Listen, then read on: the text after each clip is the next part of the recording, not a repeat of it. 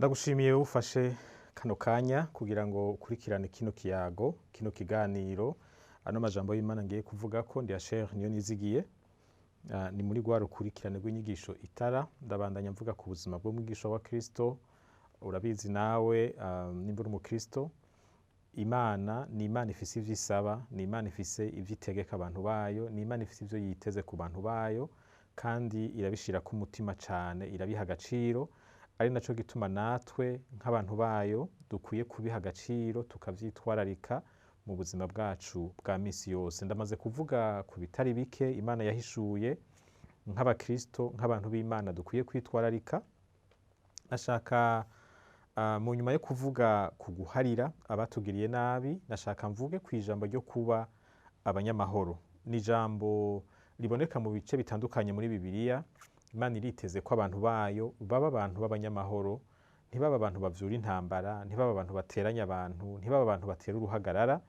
Ivyo biragaragara henshi, ariko nashaka twisunge amajambo abiri, imirongo ibiri.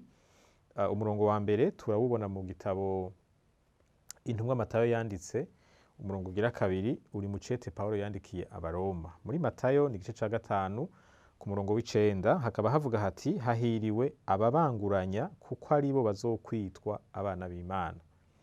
Aha Matayo yakoresheje kubanguranya. Uravye mu zindi ndimi haragarukamo ijambo ry'amahoro. Mu Congereza bavuga ko ari abantu bakora ibikorwa bituma haba amahoro, peacemakers.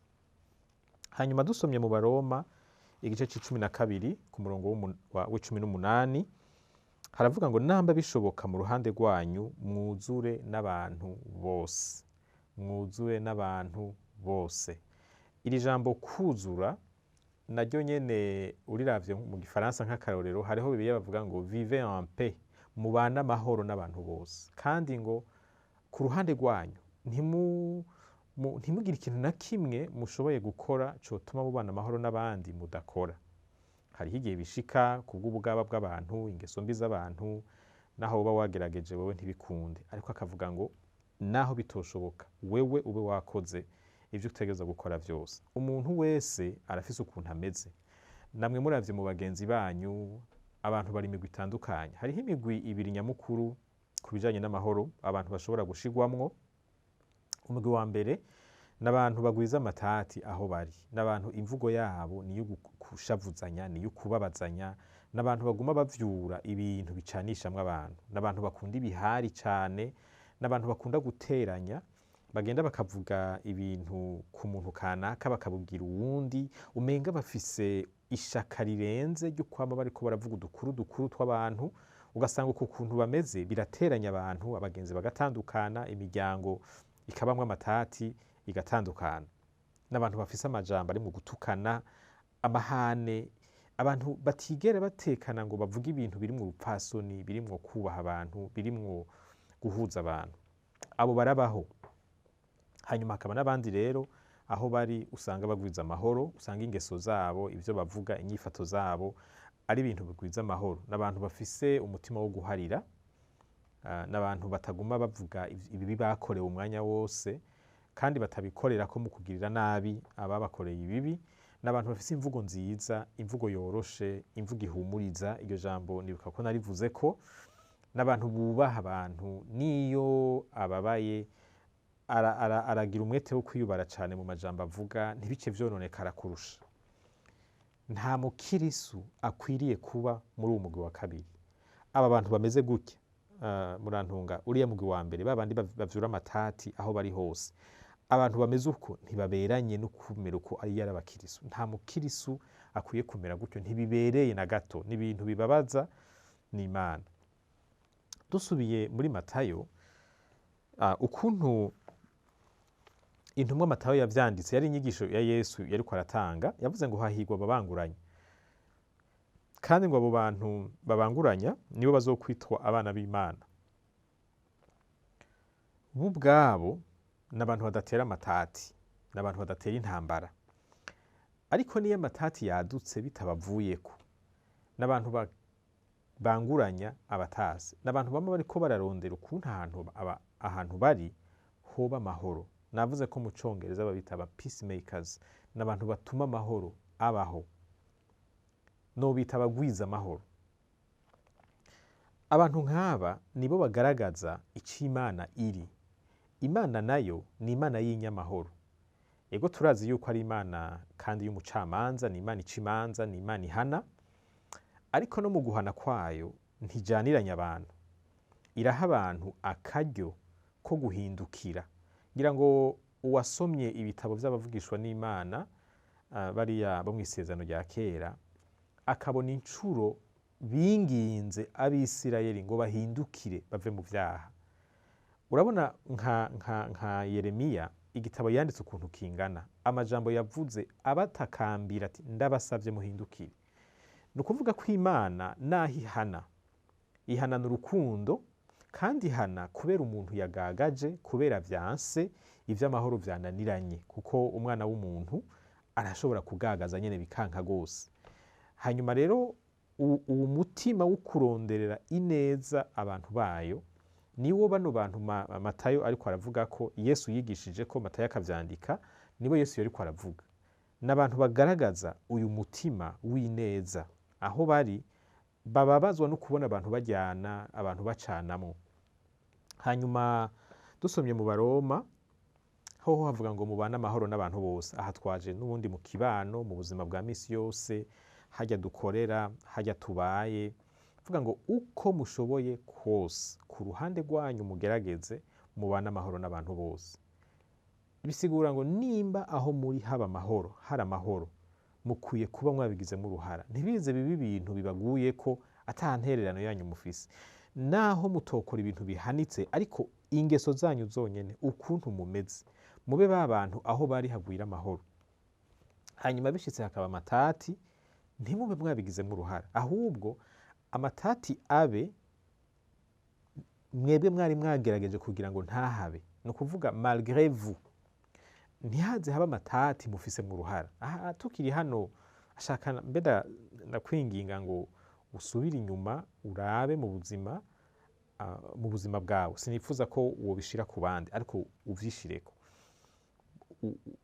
Ahantu uri, ahantu ukorera, ahantu ubaye, ahantu umara umwanya, muri bajya mukorana, mbega itekane rihari urarifisemo uruhara, canke ibura ryaryo niyo ugiramo uruhara?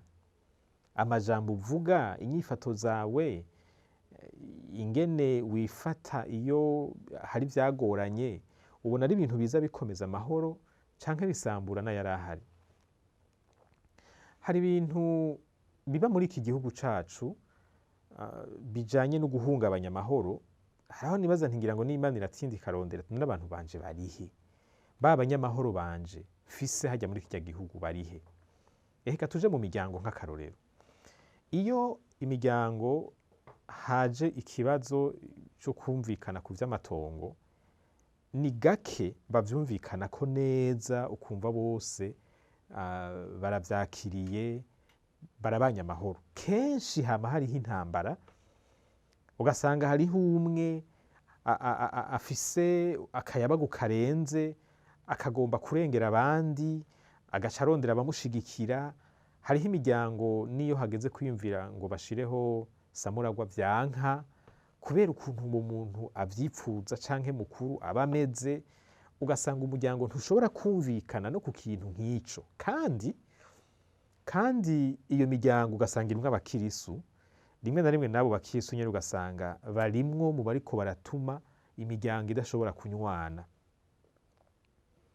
Ugasanga ivu canke isi, itongo riratumye umuntu ahemukira umwami wiwe, arabaye umunyamanyanga, umunyamahane, umunyentambara, amaso mu yandi, imanza zigasekera, ibara rikagwa, abavukana ntibabe bakigenderanira kubera umutima w'umuntu kanaka ari mu muryango. Hari igihe bitaba bifatiye ku matongo, ugasanga bifatiye ku majambo asanzwe, abantu baracanyemwo, imiryango irasanzaye, kandi harimwo abakirisu. Nivyo nariko ndavuga ngo mbega burya Imana ntigera hano ikavuga iti none ba bantu banje barihe?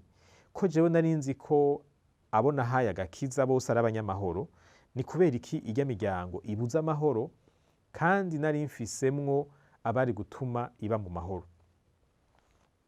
Hariho ahandi dukunda kubibona ni mu bijanye na politiki. Iyo amatora ageze, amajambo avugwa, gushamirana, gutukana, mugabo ugasanga n'ibikorane abo bantu baba barimwo, amashengero akoranije abasenga baba barimwo. Ukibaza ni kubera iki abakirisu baba bari muri ivyo bikorwa vya politike, urugezo rwo kuzana amahoro aho bari umenga si runini? Ni kubera iki inyungu za politike zaba iz'umuntu canke iz'umugwi wiwe ziza zikarusha inguvu itegeko rya Yesu Kristo ku buzima bw'abantu bemanga ko bamwemera nk'umwami wabo? Ni kubera iki politiki twibagiza ico umwami wacu yadutegetse? Aha naho nyene n'ahantu hagoye iyo wiyumviriye ibiba mu bihe bimwe bimwe vy'ubuzima bw'igihugu, ukabona ingene abantu bacanamwo, ukumva amajambo bavuga, ukabona ivyo bakora. Haragera igihe umuntu ukamenga yohava yibaza ati none ubwo twaratahuye ko kuba umukirisu bidusaba kuba abanyamahoro? Mbega dusigaye dufise abami babiri, Yesu na politike, ku buryo politike ishobora kuvuguruza Yesu tukayemerera?